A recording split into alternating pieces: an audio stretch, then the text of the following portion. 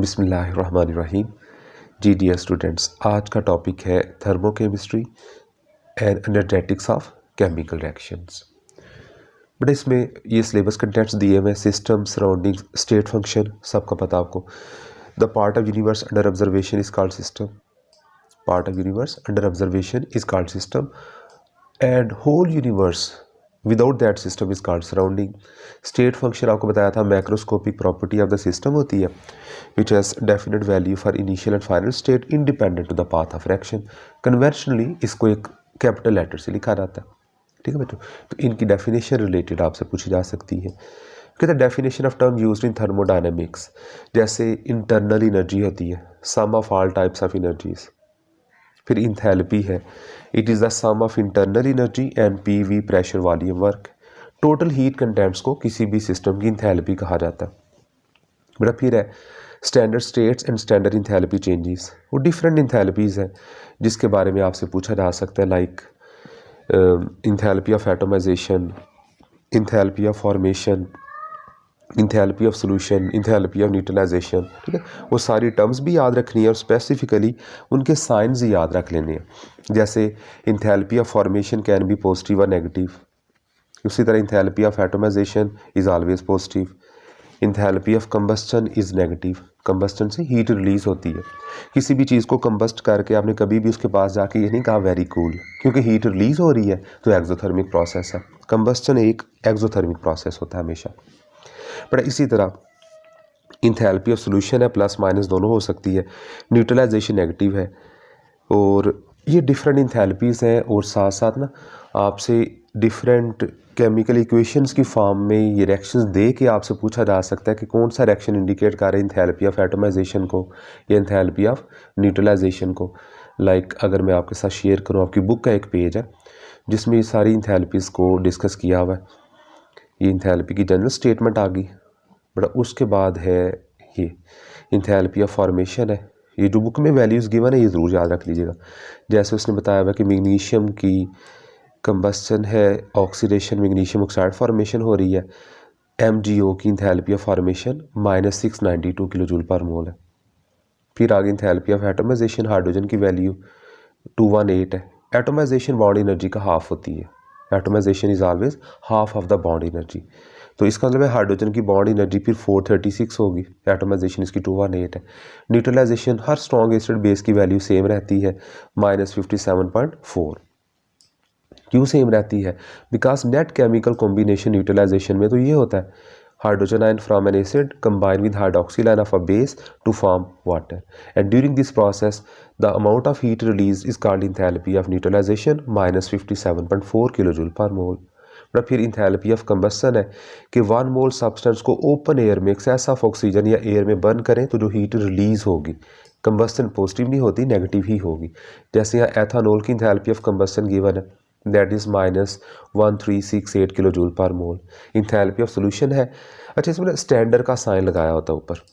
ये जो नॉट है ना, ये स्टैंडर्ड कंडीशंस के लिए लगाया होता है। स्टैंडर्ड कंडीशंस यहाँ STP नहीं है, RTP है। रिएक्शन काइनेटिक्स में, इलेक्ट्रोकेमिस्ट्री में स्पेसिफिकली ये जो रिएक्शन अभी बात कर रहे हैं ना, जो हम डिस्कस कर रहे हैं थर्मोकेमिस्ट्री में। बट इसमें थर्मोकेमिस्ट्री में जो भी स्टैंडर्ड कंडीशंस है वो RTP रूम टेम्परेचर प्रेशर है, that mean 25 degree centigrade temperature and 1 ATM pressure, या 298 केल्विन कह लें। 25 degree centigrade mean 298 kelvin temperature होता है और 1 ATM प्रेशर है। तो स्टैंडर्ड कंडीशन इनकी बात हो रही है।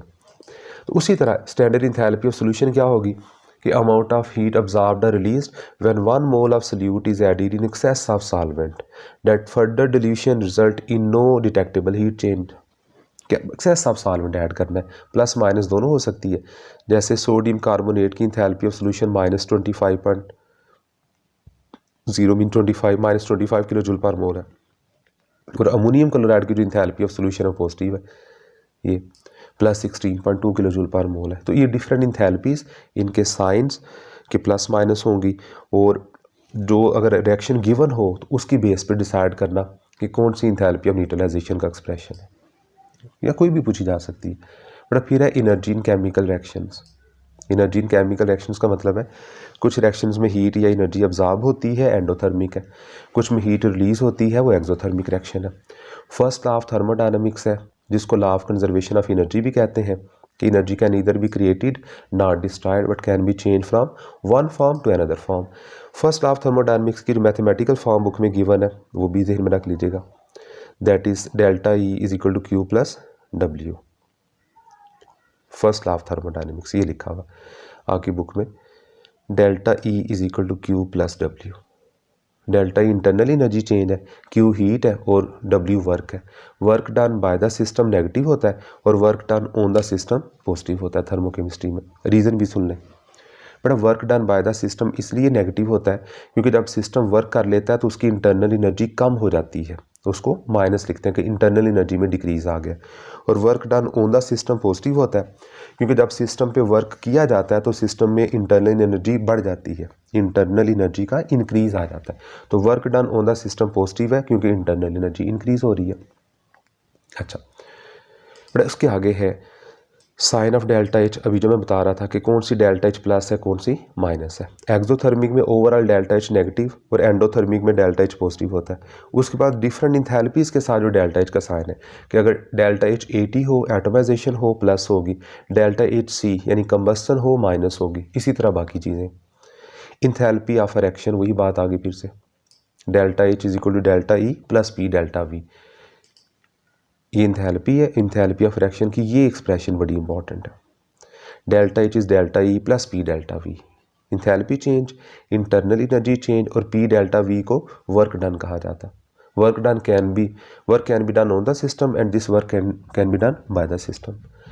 इसमें दो चीज़ें, बट एक तो आपसे ये पूछा जाएगा कि अगर लिक्विड्स या सॉलिड्स हों then delta H and delta E are approximately the same because delta V zero हो जाता है। लिक्विड्स का और सॉलिड्स का वॉल्यूम डेफिनेट होता है, उनके वॉल्यूम में चेंज जीरो आ जाता है। Hence for liquids and solids delta H approximately delta E के इक्वल है। गैसेस में जहाँ डेल्टा वी ज़ीरो नहीं है, गैसेस में वॉल्यूम डेफिनेट नहीं होता, प्रेशर अप्लाई करके वॉल्यूम को चेंज किया जा सकता है।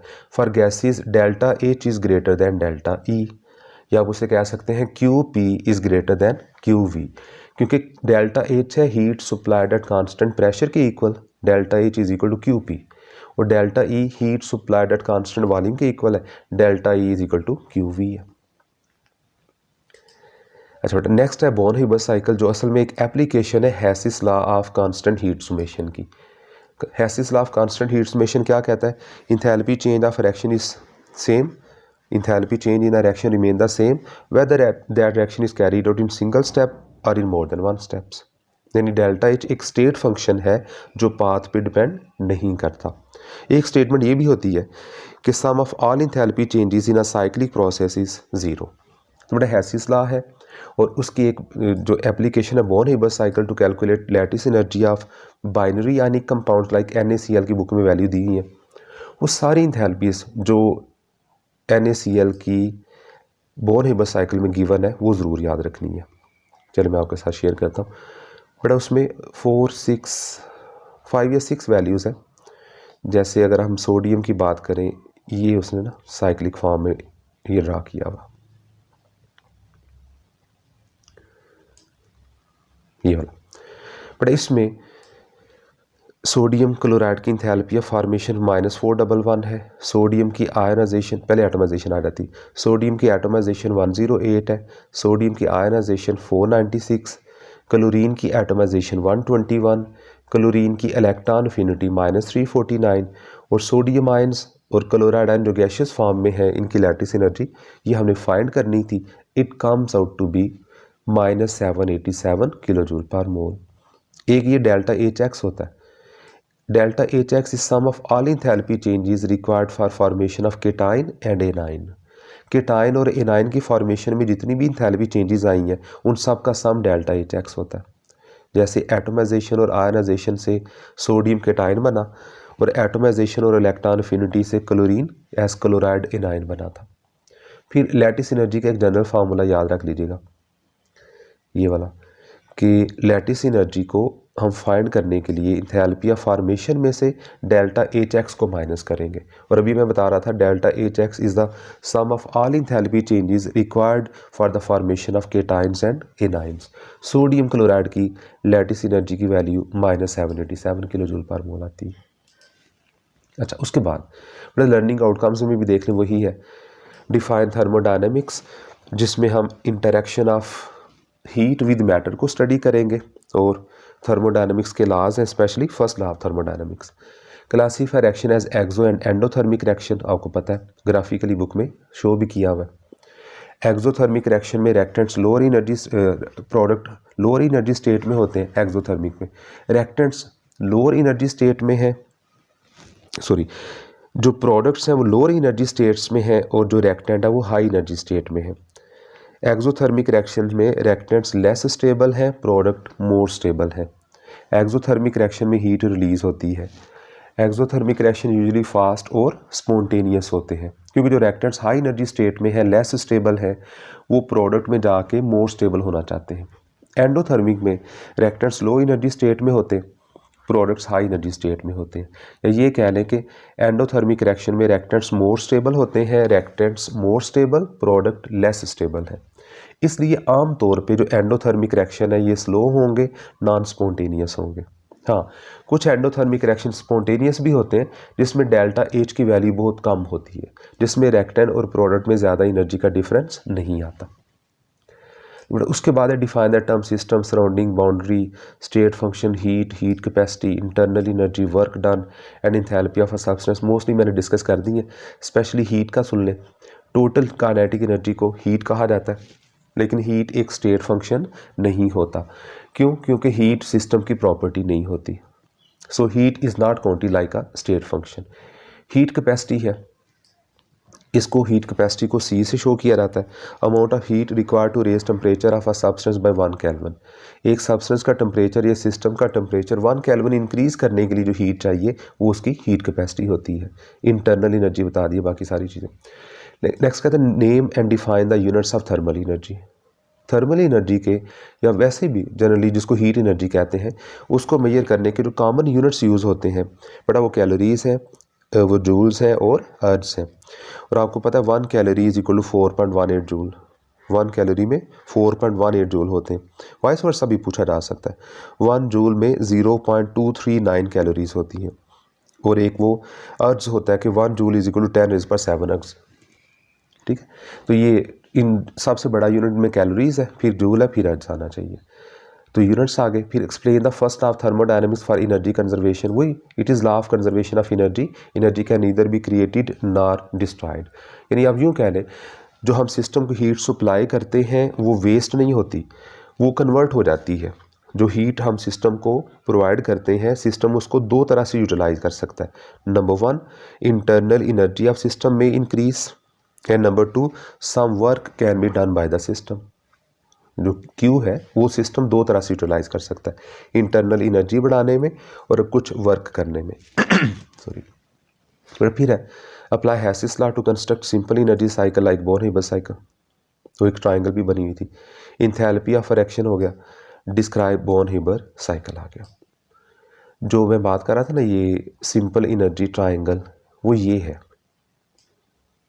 ये वाली। इसमें ना एक क्वेश्चन आया था एक दफ़ा कि जो ये डेल्टा एच है, delta H L lattice energy, बेटा ये प्लस और माइनस दोनों हो सकती हैं। कैसे?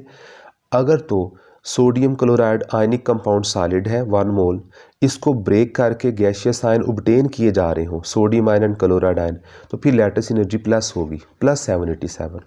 और यही लैटिस एनर्जी जब गैसियस केटायन और एनायन कंबाइन होकर 1 मोल सोडियम क्लोराइड फॉर्म करें तो ये माइनस होगी, -787।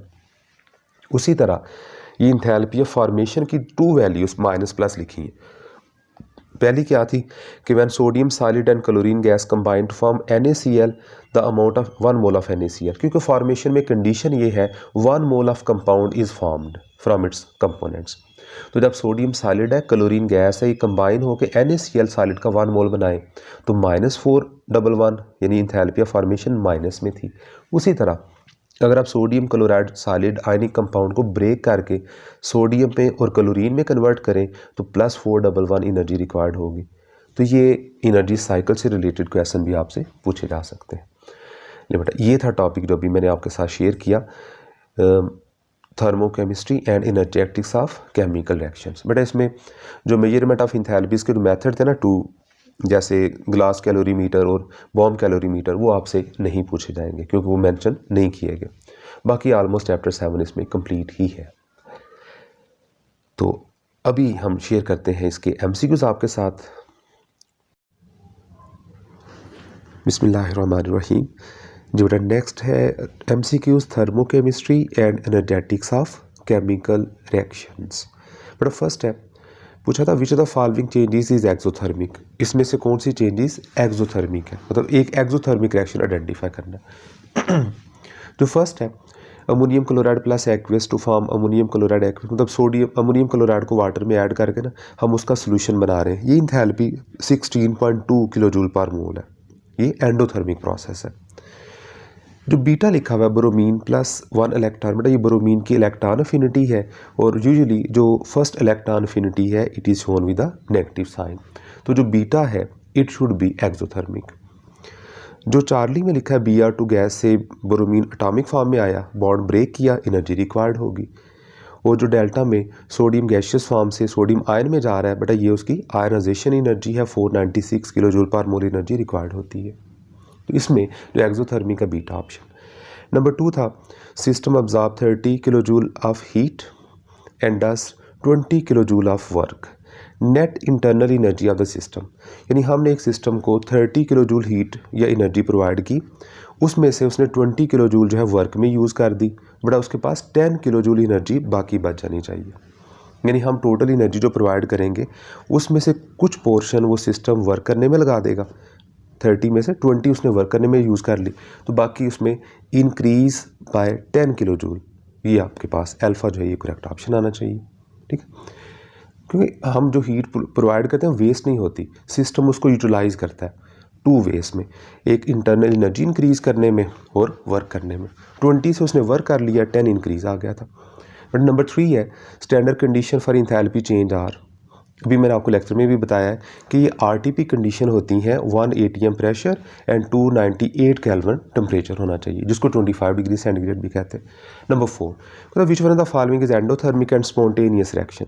आमतौर पे जो एंडोथर्मिक रिएक्शन है वो स्पॉन्टेनियस नहीं होते, वो नॉन स्पॉन्टेनियस होते, but few endothermic reaction can be spontaneous in which delta is very small. जैसे अमोनियम क्लोराइड को वाटर में डिजॉल्व करें तो बेटा ये बहुत थोड़ी सी एनर्जी ऑब्जॉर्व करें 16.2 किलो जूल पर मोल। हैंस चार्ली एंडोथर्मिक भी है और स्पॉन्टेनियस प्रोसेस भी है, क्योंकि वो less amount of heat required है जो स्पॉन्टेनियसली सराउंडिंग से ऑब्जॉर्व कर लेगा। बाकी जो अल्फ़ा लिखा है नाइट्रोजन ऑक्सीजन, बेटा ये 180.5 किलो जूल पर मोल हीट सराउंडिंग से खुद खुद नहीं ऑब्जॉर्व कर सकता, एंडो नॉन स्पॉन्टेनियस है। बीटा न्यूट्रलाइजेशन है ये एक्सोथर्मिक रिएक्शन, ये स्पॉन्टेनियस है बट एक्सोथर्मिक है। डेल्टा जो वाटर को डिकम्पोज करके हाइड्रोजन ऑक्सीजन में कन्वर्ट करना है, इसके लिए 285.5 किलो जूल पर मोल हीट रिक्वायर्ड है, और इतनी ज़्यादा एनर्जी भी स्पॉन्टेनियसली ऑब्जॉर्व नहीं की जा सकती। तो इन सब में से जो स्पॉन्टेनियस है वो सिर्फ चार्ली ऑप्शन, 4th में चार्ली करेक्ट ऑप्शन। बड़ा नंबर 5 है, कहते हैं consider the following relation delta it is delta E plus P delta V in which the following state of matter delta H is not equal to delta E. But अभी मैंने बताया था कि जो लिक्विड्स हैं और सॉलिड्स हैं उनमें क्योंकि डेल्टा वी ऑलमोस्ट 0 होता है, तो अगर डेल्टा वी 0 है तो delta H is approximately same to delta E. But in case of gases जहाँ डेल्टा वी 0 नहीं है, गैसेस में delta H greater than delta E होता है, या उसे कहते हैं Q P is greater than Q V होना चाहिए। लिक्विड्स और सॉलिड्स में both are almost same. In case of gases delta H greater than delta E, जिसको मैंने बताया Q P greater than Q V P लिखा जा सकता है। बेटा तो ये 5th था जिसमें बीटा ऑप्शन करेक्ट आ गया। नंबर 6 में पूछा है consider the reaction ethyl alcohol plus oxygen to form carbon dioxide plus water. कहते हैं heat change during this reaction is called. बेटा इथाइल अल्कोहल को ओपन एयर में एक्सेस एयर में हम कंबस्ट कर रहे हैं, जिससे CO2 और वाटर प्रोड्यूस हो रहा है, हैंस ये हीट ऑफ कंबस्टन है। किसी बच्चे को याद है इसकी वैल्यू कितनी थी? यस, बट इसकी वैल्यू थी -1368, 1368 किलो जूल पर मोल हीट रिलीज होती है, जो enthalpy of combustion of ethanol कहलाती है। डेल्टा करेक्ट ऑप्शन था। Number 7, 1 mole of water is formed from hydrogen and oxygen, the enthalpy change not related with this reaction. But hydrogen oxygen को chemically combine करके water में convert किया है, आपने बताना इन गिवन ऑप्शन में से कौन सी इंथैल्पी चेंज इसके साथ रिलेटेड नहीं है। बट सबसे पहले इंथैल्पी ऑफ रिएक्शन अल्फा, तो ज़ाहिर रिएक्शन तो हुआ, हाइड्रोजन ऑक्सीजन ने केमिकली कंबाइन करके वाटर फॉर्म किया ना, तो इंथैल्पी ये रिएक्शन की है और इसमें 285.5 हीट जो है वो रिलीज़ हुई है, -285.5 किलो जूल पर मोल, तो रिएक्शन तो होता। ठीक, number 2 alpha enthalpy of reaction है, ये तो मैंने बताया इसमें है। नेक्स्ट है इंथैल्पी ऑफ फॉर्मेशन। बेटा ये इंथैल्पी ऑफ फॉर्मेशन भी है क्योंकि वाटर फॉर्म हुआ है, H2 + ½ O2 to form H2O, it is formation of water, और इस प्रोसेस में हीट रिलीज हुई। चार्ली इंथैल्पी ऑफ कंबस्टन भी है, yes, hydrogen is combusted in the presence of oxygen, hydrogen ने बर्न करके ऑक्सीजन की प्रेजेंस में वाटर फॉर्म किया, ये कंबस्टन ऑफ हाइड्रोजन भी है। हाँ, जो डेल्टा में लिखा ना लास्ट पे न्यूट्रलाइजेशन, बेटा ये न्यूट्रलाइजेशन नहीं है, न्यूट्रलाइजेशन तो तब होनी थी जब hydrogen ion from an acid combine with hydroxyl ion of a base to form water. तो अभी तो जस्ट हाइड्रोजन ऑक्सीजन की कॉम्बिनेशन हो रहा है ना, तो ये वाटर की फॉर्मेशन इस तरह से न्यूट्रलाइजेशन नहीं कहलाती। Delta correct option 7। नंबर 8 कहता है which equation represent the change corresponding enthalpy of atomization of iodine.